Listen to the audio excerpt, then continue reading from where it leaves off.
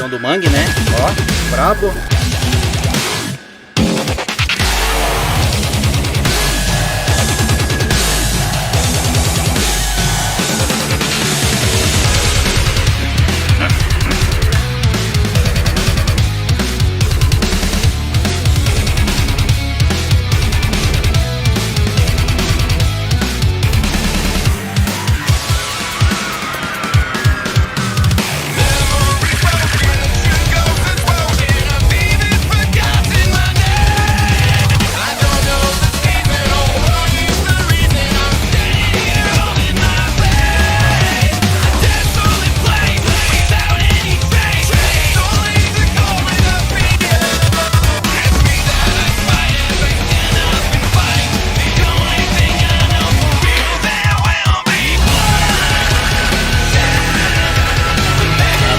Caranguejo tá feio. Ele com a faca e eu com mais safado.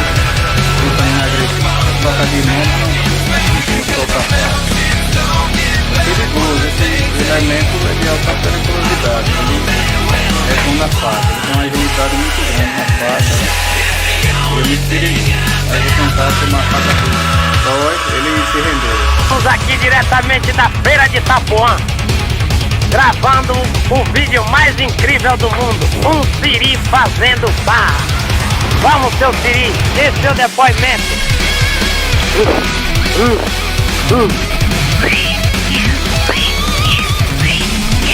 Tô malhando pro carnaval, velho, pra ficar forte, tá ligado?